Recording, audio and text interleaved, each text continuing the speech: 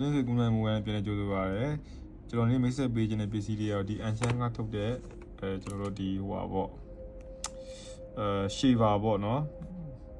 အမွေးမြင်တွေကျွန်တော်တို့ရိတ်တဲ့ဆက်ပေါ့နော်ကျွန်တော်ခေါင်းပဲရိတ်မလားနှခမ်းမွေးပဲရိတ်မလားခြိုင်းမွေးပဲရိတ်မလားခြေလုံးမွေးပဲရိတ်မလားကြိုက်တဲ့နေရာရိတ်လို့ရတယ်ပေါ့နော်ဒီကောင်လေး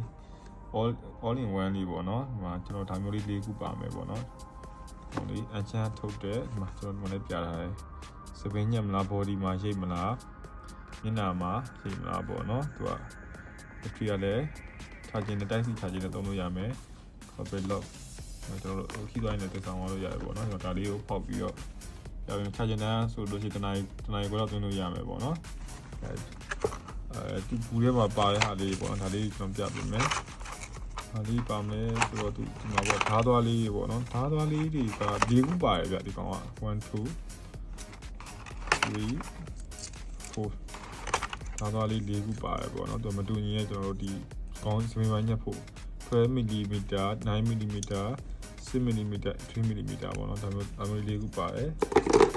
ပြီးရင်ကျွန်တော်အသွင်ကြိုးပါမယ်တိုက်စီအသွင်ကြိုးလေးပါမယ်ဒီအမွှေးမရှင်းဖို့ပေါ့ brush လေးပေါ့နော်ပါမယ်ဘာလေးလဲမသိဘာယူလေးလဲမသိဒါလေးလည်းပါတယ်ပေါ့နော်ပြီးလို့ရှိရင်ကျွန်တော်ဒါတော့ set ပေါ့နော်ရှေပါပေါ့ရှေပါလေးရလာရဖြစ်စရာလေးကောင်းလေးပေါ့နော်ကောင်းလေးပေတူ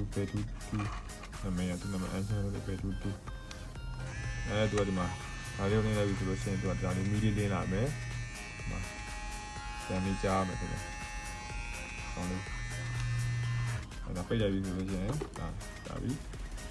ကျွန်တော်ညှက်မယ်ဆိုလို့ရှိရင်လည်းလွယ်တယ်ဗျဒီမှာတော့ဒါလေးထည့်လိုက်ရုံပဲအရင်လွယ်တယ်ညှက်မယ်ပေါ့ဒါပဲကျွန်တော်တက်ရှင်းပြီးတက်ရှင်းလုပ်မယ်ဆိုလို့ရှိရင်ဒါလေးတက်ရှင်းလုပ်မယ်အားသွင်းမယ်ဆိုလို့ရှိရင်လည်းကျွန်တော်တို့ဒီမှာပေါ့နော်တက်စီအားသွင်းပေါ့လည်းတွင်းလို့ရမယ်ကဲစပင်းညှက်မလားကျွန်တော်တို့အခါမွေးရိပ်မလားပေါ့နော်သုံးလို့ရတဲ့ဟာလေးပေါ့နော်ဒါလေးရဝယ်ယူခြင်းဆိုလို့ရှိရင်ကျွန်တော်တင်းတင်းဆွေကူနိုင်မိုဘိုင်းမှာဝယ်ရနိုင်ပါတယ်